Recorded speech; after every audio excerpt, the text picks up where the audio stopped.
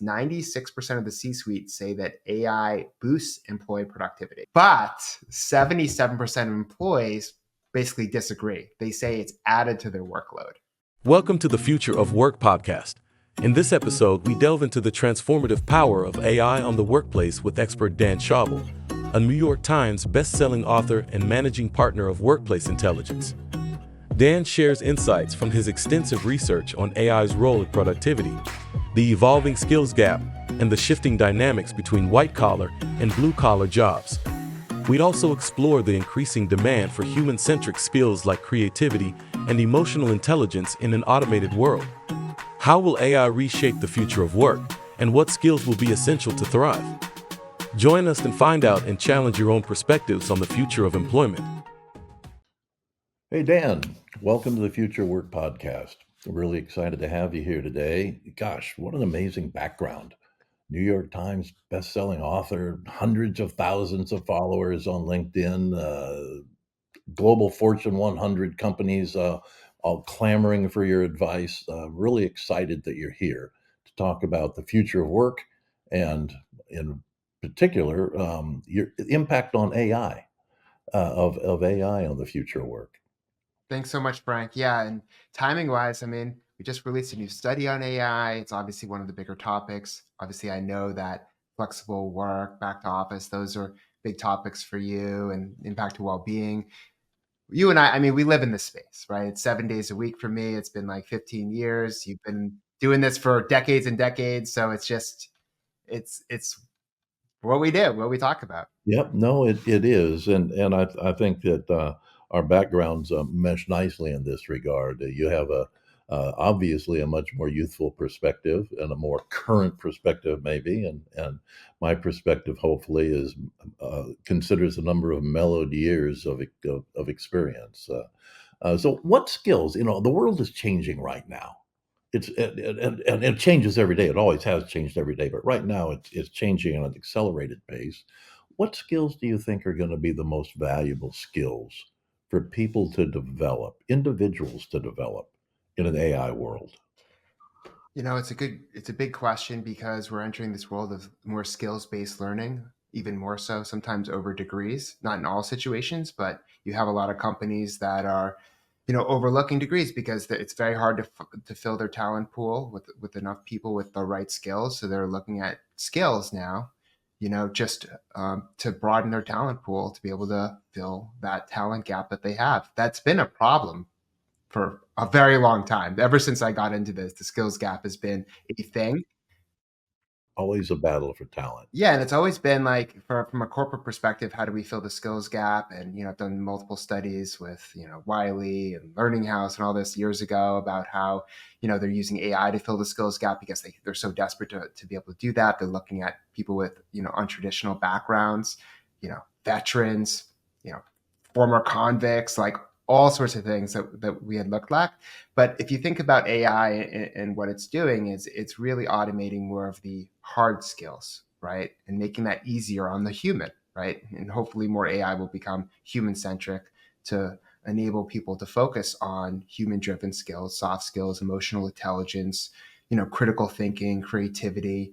But I also think, and ever since we started talking about this, like even how I think about this is starting to evolve, and I'm going to be doing more research on this. But, I even think that AI can serve as potentially a creative partner, Oh, not in terms of just artistry, but in terms of almost brainstorming with a bot to kind of come up with these problems, So I wouldn't completely rule it out, but I do think that the more you lean into your humanity in a world where more and more is being automated, the better off you'll be. And what's really fascinating, aside from the core kind of human soft skills, is, and you've seen this too, it's this rise now of the blue collar worker versus the white collar worker. There's less hiring of interns and entry level. This was just in the Wall Street Journal of for corporate jobs.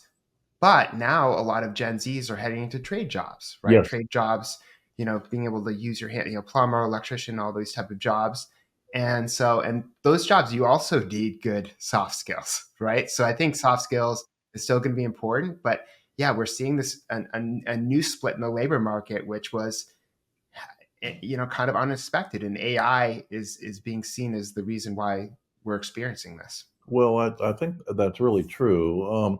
You mentioned creativity. It's funny because we've always had brainstorming sessions. Every company does, and every department, every company does, et cetera.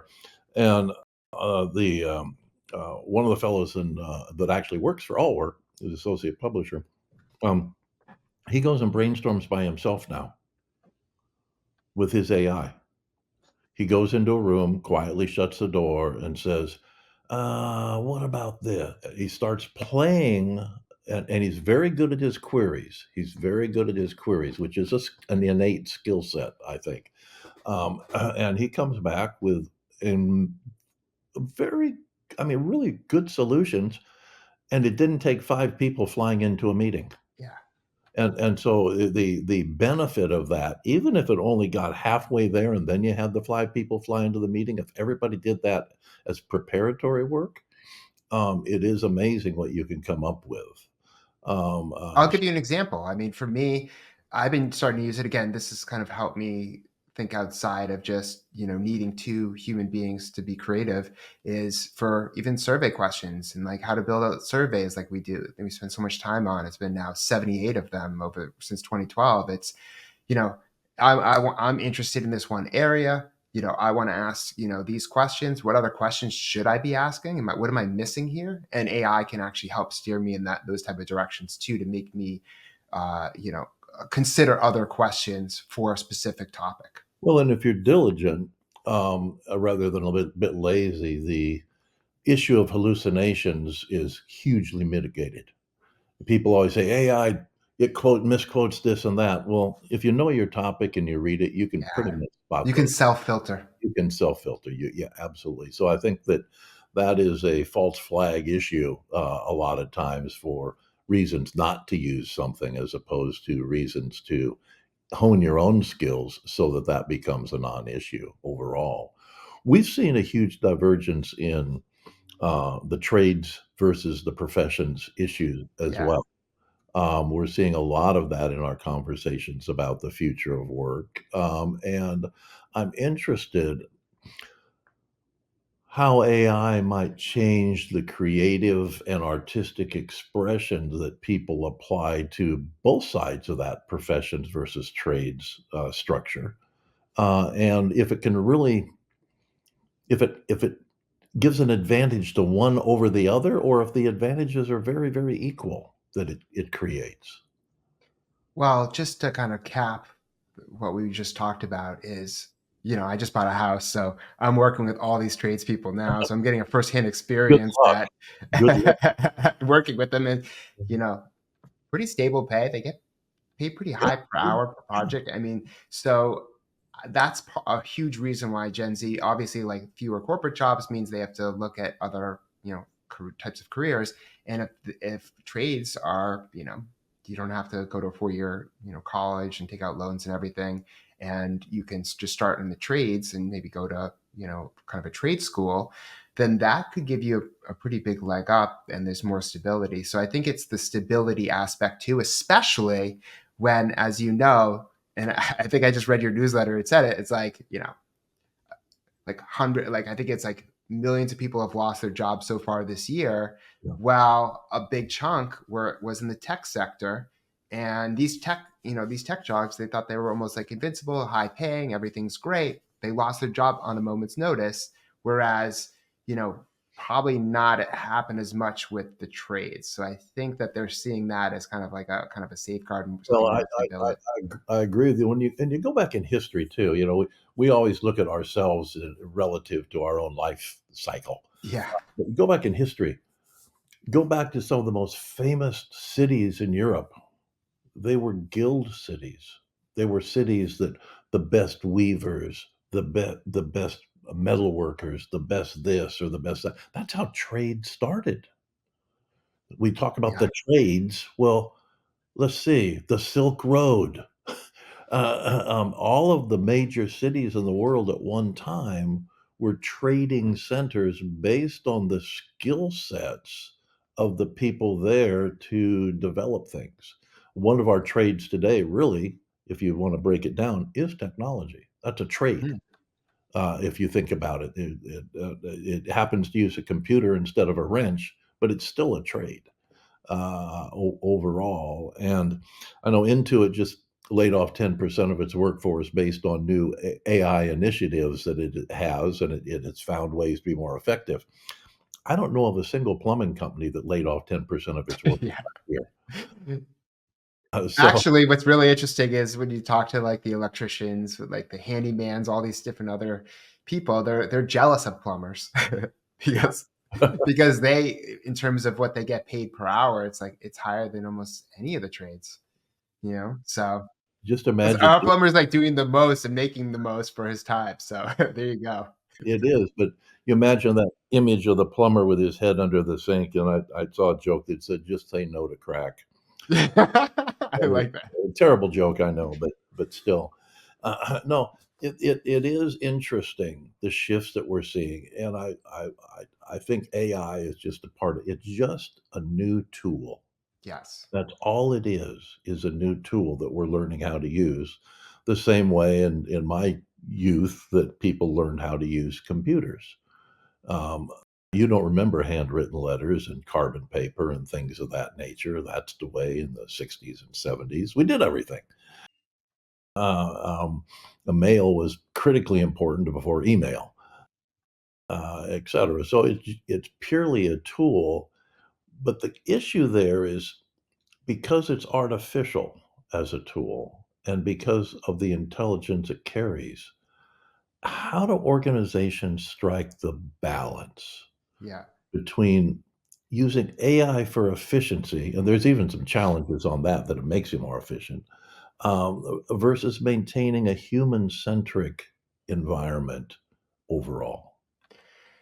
Yeah, we just did a study with Upwork, a global study where we interviewed, a lot of the C-suite at companies and also employees to get different perspectives on worker productivity as it relates to AI. Because when it comes to AI, it's a lot of the times it's talked about as driving efficiencies and productivity. Like that's the top from a corporate America standpoint, like that's the thing that gets talked about the most in terms of the benefits of using AI in the adoption of the workforce, which is typically, you see adoption numbers, even like the studies I've done multiple on AI now, it's anywhere from 40 to like 75% adoption rate, right? Like depending on the study you look at. But what we found, which I think is pretty fascinating, is 96% of the C-suite say that AI boosts employee productivity. So that it's pretty unanimous. I mean, 96% is like pretty much all of them, right? Uh, but 77% of employees basically disagree. They say it's added to their workload. So that to me, it was a pretty interesting gap in terms of what's actually happening versus what executives think is happening with AI. And the reason is because a lot of these employees have access to the tools, right? The companies, work with Microsoft or whomever to get access to these tools, or employees are just using kind of free renditions of different tools, but they're really not aware about almost half are not aware of how to actually achieve the productivity gains from AI. And what's really interesting, and the reason why we wanted to do the study is because, as you know, this is 2024 is the year of productivity. It's almost like coming out of 2008 and the financial crisis and the economic crisis and downturn. It's we got to do more with fewer resources. So with all these layoffs, there's fewer people, but they have to still do the same amount of work, or if not more. So that a lot, and we just in a separate study we found more people working nights, weekends, and even on vacations because of these demands. Sped up the assembly line. Yeah, exactly, and that's led to a lot of burnout, of course. Yeah. That's the ramification. And then as a result of that, like now, AI is being used, and this kind of attaches to the Microsoft study, uh, as a way to kind of go against burnout, right? Because you have so much demand, you have so much workload, but now AI can start to chisel away at that workload that you have to then alleviate some of that burnout. But we also found something really interesting, of course, because it's Upwork. We kind of dove into freelancing and what's the impact of freelancing on this, because freelancing is kind of it's still booming. It's still like, I don't know, keeps increasing every year, right? Well, based on layoffs, of course. Yeah, so one of the ways that companies are trying to alleviate all of these, all these employees that are burned out and have so much on their plate is to hire freelancers who have a lot of these skills to help drive a lot of these efficiencies. And it's actually helped increase the quality of work, innovation, help them scale and other things too. So we're starting to see companies understand that, you know, it's becoming so hard to be able to keep driving this productivity without putting putting the pressure on workers to a point where they might even leave, especially in a better economy, that they're like, okay, well, we need more AI, we need to educate our workers on how to use it properly, because it's not just about giving them the tools. Now, more and more every month, it's always going to be like, okay, how are we actually using it and what are the outcomes? That's always how things go. It's always, first you have hype, then you have adoption. Now you have to have like real applications and outcomes. And so we're seeing freelancers as being part of that solution. No, I think that that's true. But when you go back to your CEO versus your employee groups, CEOs, particularly of public companies, and I'm going to generalize here, of course, but CEOs see change as leadership, and they see leadership as having a positive impact on stock values. Employees down at the lines see change as an increased workload of a new skill or a new task they have to do or they have to learn. And to them, it's initially a burden. Once it's been learned and the change management has been deployed effectively, they may be more or less effective. They may be more effective, they may be more efficient, but it really doesn't matter to them. They're still doing the same thing. It doesn't matter to somebody on the line that they're doing 50 units a day instead of 30 units a day. They're still on the line all day long. It does matter to the CEO, though, and the shareholders in the company. So I think when you look at adaptation initiatives and the leadership to do so, you will probably always historically find that it is initiated at the top of the companies. Yes. First, it's a fear of missing out issue. My competitor's doing it, I need to do it.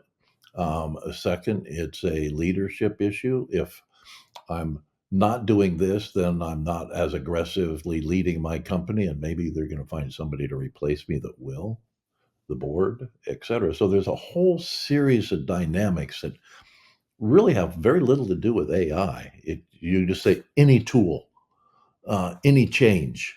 And change management is the hardest thing for all companies to deal with. People hate change. Oh, they hate People change. fear change, We do. and they think it's a threat too. Well, it is a threat. Yeah, It is a threat because anything that's new that you have to learn, you don't initially understand whether you'll be able to do it well or true. not, or someone else will be able to have an innate skill that allows them to do it better than you. And we're all comfort in our zone, and so I can see that as being a major issue, being that disparity between those two groups. How do you bring it together? I mean, you definitely brought up a key point. So where's the convergence, Y- or do change happen so fast in some companies that the employee base cannot move quickly enough, Yes. and in essence, you have to replace them? Yes, I think and again, it's like a lot of the companies are going to have to hire for this new skill set too.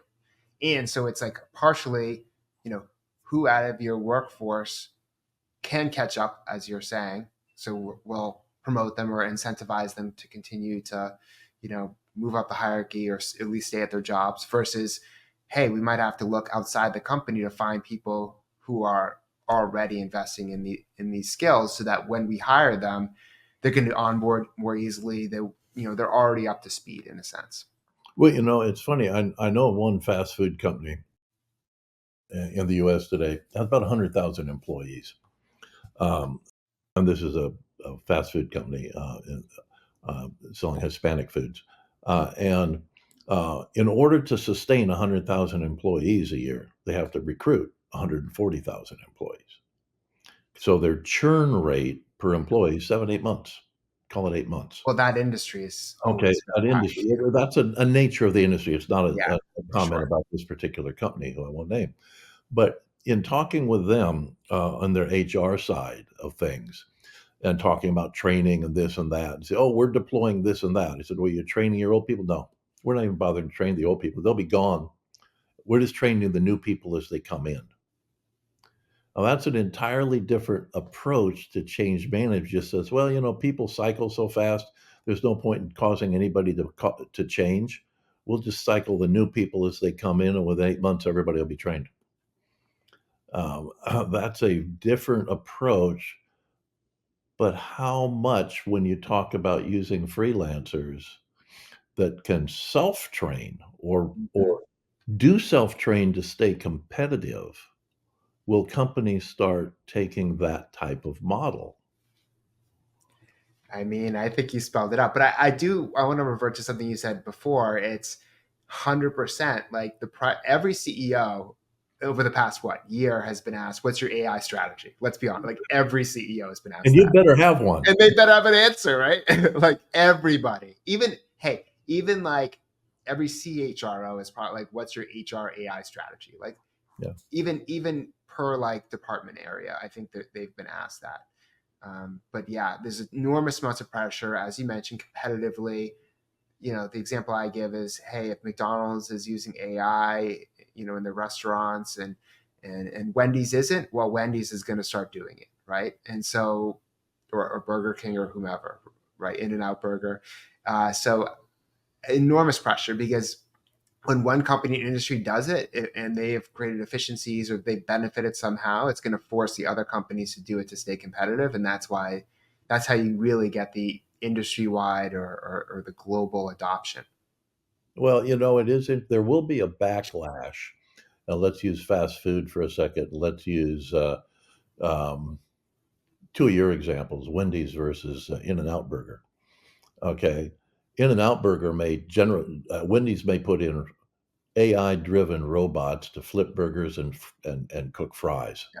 Flippy, I think it's called. Yes, Flippy. They may do something like that. I don't know if they are or not.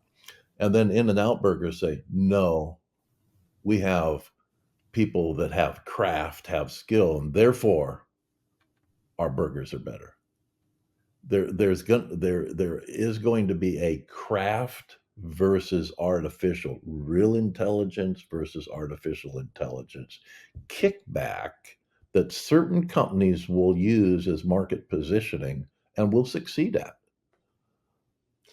It cost, and it's a cost thing too. For the human touch, it costs more, but you potentially get more. You have that type of an experience, right? Versus the robot, maybe because of those efficiencies, the customer doesn't have to pay as more, and that's something different. And both can work too, like depending on what you want when you want it from a consumer perspective.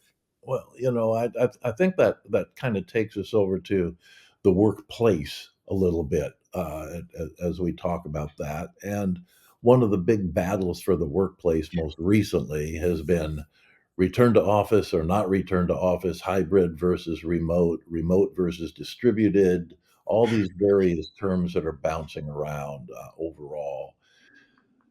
Do you think the return to the office mandate that a lot of companies have had, do you think that's a failure? The research shows, especially in the past few weeks, that it has failed and that a lot of employees have either wanted to quit or have been dissatisfied with return to office because I think it really comes down to during COVID, you had so many people who had never worked remote or gained flexibility in their whole careers get that. And they made big choices, especially as, a lot of millennials, there's 80 million millennials in the US, a portion of them during that period of time when they got to work remote, bought a house, because they were, that age where they bought a house, they had kids, they were kind of planted. And now, with return to office, that's being uprooted. So people got so like, people invested so much in their home office and all this equipment and maybe a house with, 4 bedrooms instead of 3 bedrooms because knowing that they could work remote, they'd have a room for their office that's designated for that. Some companies gave a stipend for that office. Some didn't. It's kind of mixed. And now, companies pushing employees back to the office, part-time or full-time. And I've actually, behind the scenes, a lot of these executives are saying, hey, we're doing hybrid to get people used to go back to the office, but our real goal is 5 days a week. And a lot of employees kind of understand that, but it's still so over the place. I have one friend who has to go in the office 1 day a week. I know people in New York working in finance 5 days a week. We did a study with Deloitte Mhm. Finance, which was really big. Like, it really blew up, because what we found was we interviewed people in finance, and they said, if we have to go back to the office 5 days a week, we're more likely to quit. And so that was during the time when a lot of the big banks said, we want to get people in the office full time. And I had spoken to, like, all these hedge firms back then, and it was just a huge thing, because people are used to that flexibility, and now you're stripping it for them. And flexibility is like, it's not a new thing, let's be honest. It's just that during COVID, it skyrocketed. And but the On the demand curve, it is a new thing. It's like everybody recognized, "Oh, flexibility is good," but people like 20 years ago, to have a successful company, you had to have a product that the people would buy, a good product, and you had to have access to capital so you could scale. Those 2 things, that's all you needed. Today, you have to add flexibility. If I you think don't it's have a flexible yeah, workplace model overall, not just people in the office versus not in the office, but if everything isn't flexible, and take that return to the office. Those people that want folks 5 days a week back at the office, historically, they're only at their desk 42% of the time. yeah. The wasted asset to begin with. The office place was a wasted asset to begin with. It was an icon of success. That we have the 4 floors in the major building in Manhattan, or our names on top of the And all building. the research is wrong too. Like, do you remember when Google and, like, all those, like, architects were like, "Oh, open offices lead to better outcomes," and then 70% of organizations worldwide went to open offices. And then what was it, like 3 years ago? It came out that, I think it was by Harvard, that open offices actually lead to worse outcomes, or less productivity and less. There was Herman Miller. Yeah, All the change in furniture. But no, it is interesting how we jump on these proverbial bandwagons, and we do it without research. You mentioned Deloitte. It's interesting. The original pioneer of hot desking was Deloitte in the early mid-90s. They were the first major company that put in hot desking structures so that people could work and come and go and do project work, because they yeah. recognized the inefficiency of their own offices. So it's ironic that you see this turnaround of larger companies like Deloitte wanting to bring everybody back in. We did a study, so you probably remember this. April 2021, Microsoft did their first mega 30,000 person study on the workforce, and it was a huge deal. I mean, every study they do now annually is like a big deal. It gets covered by everyone. We did a study with WeWork that came out the week after that study, but ours was of 1,000 C-suite, 1,000 employees, and it was really focused, of course, on hybrid and the office space, kind of trying to define WeWork's, like, new model going forward, because so much has changed, as you know. And what we found was people want to spend about a third of their time in the corporate office. This was back then. Third of their time in the corporate office, third of their time in third places, so co-working space, Starbucks, wherever, and a third of their time at home. So basically, the whole premise of how I would communicate this is people want freedom. I mean, it comes back to human needs. Let's be honest. Like, people want the freedom to choose where, when, and how they work.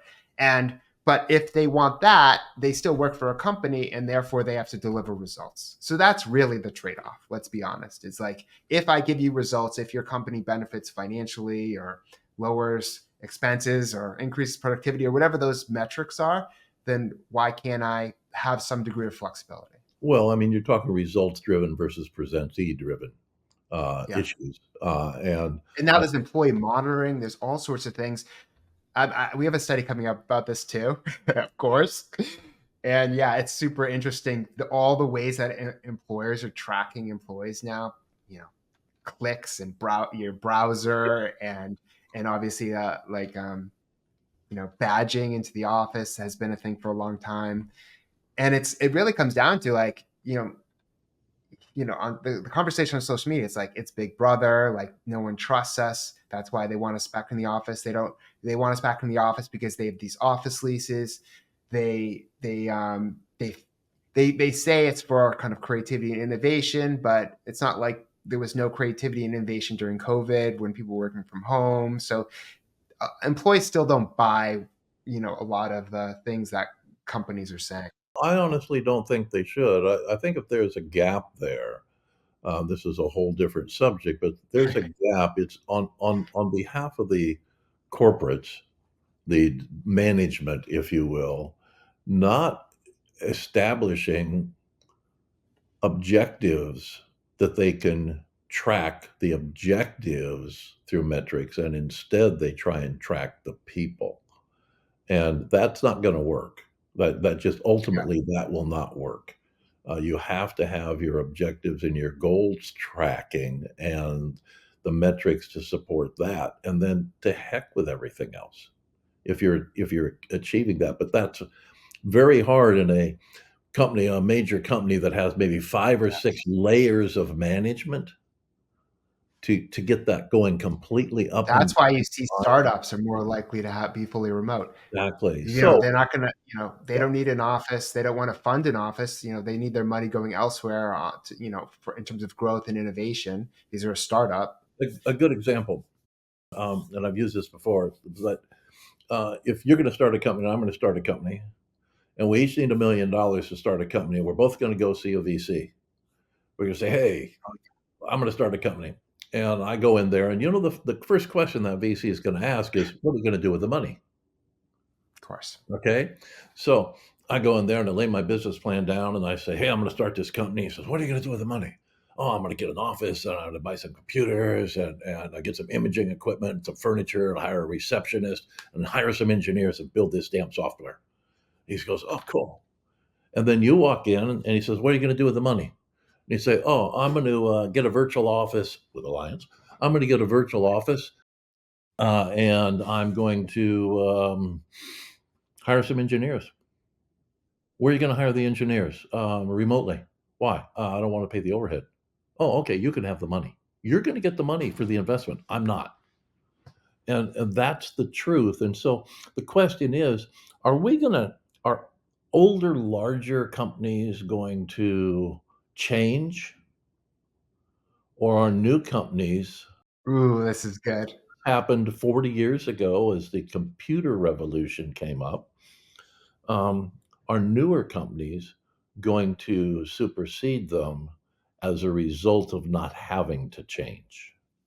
Mm, maybe. I think that's an interesting prediction. I do think in terms of flexibility and other benefits, even in pay, I do think it's about the labor market as well and leverage, right? So, for instance, if it's a booming economy in a very hot job market where an employee has confidence that they could switch employers relatively easy instead of having to spend 8 months job searching, Mhm, then that puts the pressure on employers to add more or to beef up their employee benefits and take that more seriously. Otherwise, there's going to be a massive attrition rate. mhm, But in an economy that's a little bit more, I guess, contracted, or the job market where there's kind of fewer options and there's been a lot more layoffs, employers can get away with a lot more. So I do think it's this pendulum that constantly swings over a certain period of time that gives employees more or less leverage when it comes to things like remote work. But I always say it's like during the times where employees have less leverage in a a worse job market, it's not like they forget how they're treated during that point in time. So they might be holding, like right now it's the kind of the great stay after the great resignation, and now I think employees are like buying time, and when things get better, if they're not able to work remote or have flexibility or aren't paid enough or whatever, they're more likely to switch employers. What do you think of that? all this is cyclical. It's always been cyclical. Yeah. You just said good times, bad times. Okay. We experience both. Um, and right now, you might say we're in one of the between times because cycles go flat consistently also. Um, Long memories, yes, I think so. But I'll consider that if companies, there's two sides to what you just said. A company might said, "Yeah, well, let them quit. My AI has got to the point where," and I'll Yeah. use our own company as an example. Last year, in June, we had a executive meeting. We got together and we decided to have a hiring freeze. We said, "We're gonna have a hiring freeze." Why? We think we can gain, big AI comment, we think we can gain more efficiency rather Mhm. than just have metrics to say for every 5,000 customers or 2,000 customers, we have to have one service rep. We had metrics that drove our employment growth, our employee growth. So we changed all that and said, no, we believe that we can handle more with less by improving processes, whether they're AI driven or not, overall we think we can do this. We grew 35-40% last year. We Mm. have 2 less employees than we had when we started the hiring freeze. This is definitely the other perspective, and with remote work, what they do is they say, "Hey, this is we don't have to pay severance if they quit." We did, but our view on this was Yeah. that now these people have more value to us than they did before, as a result of which we can be more generous in the way we compensate them. So we still made better profits, better margins on everything. However, we also were able to reward our employees for this change management process overall. And I don't think many companies are doing that. No, exactly. That's what I was gonna say, but what actually adding on what you made a really good point, right? Like, sometimes, like, forcing remote, return to office is a way to lay people off in a sense, or to not have to pay severance packages because, they quit, depending on state and all this stuff. But yeah, yeah, no, that's definitely the other side of the equation is it can be used for layoffs as well. But it really depends on the company. It just depends. Yeah. Well, what do you see as the biggest threats as we go forward to the individual employee's personal well-being in today's world? What's their threat? There's a lot. One of them is Well, just the big ones. I'm gonna give you the big ones. Yeah. I mean, one of them is clearly digital overload. I mean, I'm guilty of this too. Like, people are always, connected. They're always using their phone. That has kind of led to some of the isolation that people have experienced and loneliness. We did a study with VSP a few months ago now. We've done so much this year that it's like a blur. But what we found was 82% of Gen Zs work nights and weekends, and 54% report declining eye health as a result. So that just gives you an example. That's just one layer, eye health, but it's also like, physical, mental, all these different emotional. There's so many aspects of it. The other thing we studied was financial stress. Obviously, with today's economy, a huge factor, that is just everywhere and everyone's talking about, is economic instability, young people, the housing crisis, you know, inflation, greedflation, cost of car, cost of house, all these different things, interest rates.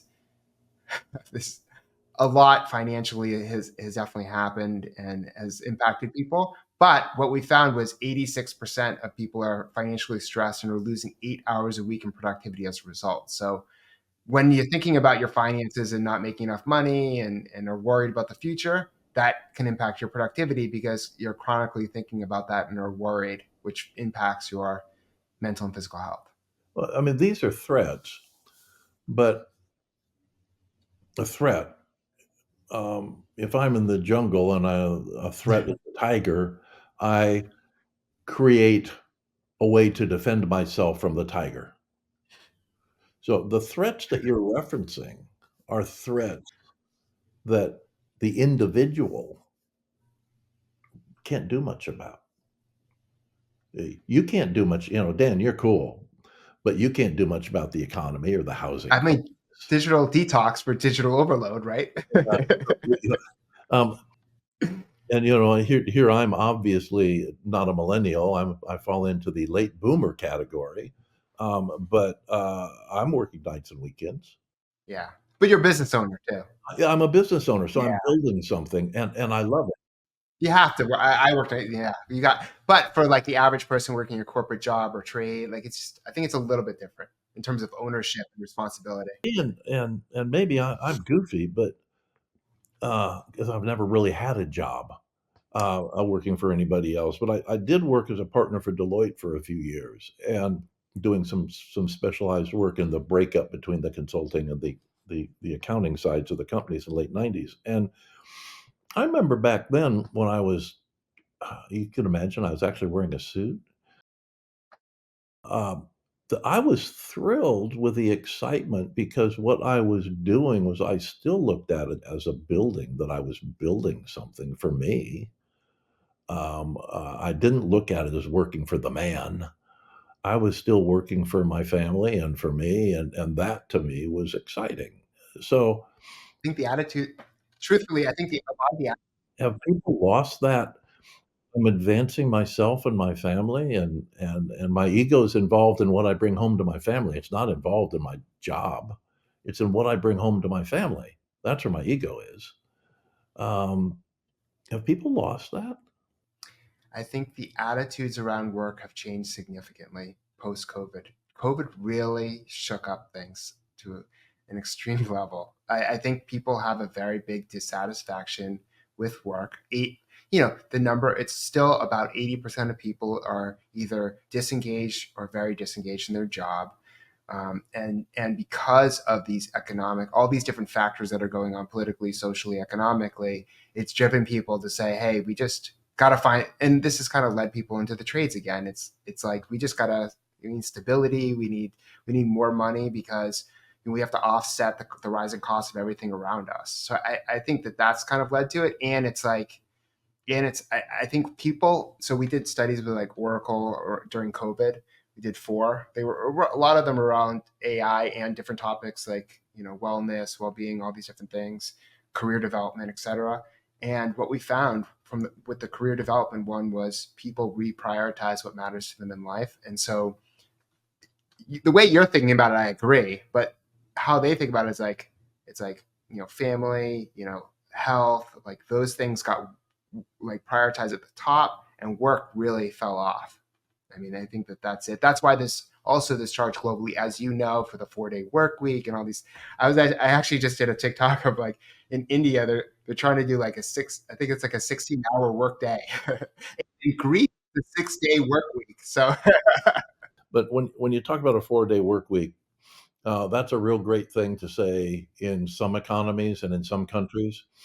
But then yeah. you have to flip it around and you say, well, countries are really like corporations. They have to compete for market share with other countries. Okay, that's the I mean simple that I mean this too. It's you have certain countries that are saying we're going to make it easy to get a visa here so you can work remote. yeah, So they're so they're trying to take advantage of kind of this remote work revolution, and people so wanting flexibility. is a country that goes on to a 4-day work week or a 3-day work week where they say, well, we're actually cutting the hours. We're not just cutting the days. Is that country going to be competitive on a global scale against countries that say, no, 5-day work week, 10-hour days? Hey, welcome to China. So, are you going to be competitive, and is your economy going to sustain itself? This and that. Those are questions that I don't think too many people really. It's a big question. You can't do anything about it, but that's really what it comes down to when it comes to global leadership. And global leadership defines economies, and Mhm. economies define our personal lifestyle, et cetera, et cetera. So we have to think of those things and not just be in our own little bubble because bubbles do burst. There's no question of that. Well, Dan, I really appreciate your comments today. We could have talked for hours. Let's be honest. Like everything you say, I'm like, well, we could pivot to this topic. We'll pick this up again very soon, I'm sure. I really appreciate it, and I look forward to following your studies, which I do. And I'm grateful to you for sharing everything with our audience today. Thanks so much for having me, Frank. Take care. You too. If it's impacting the future of work, it's in the Future of Work podcast by allwork.space.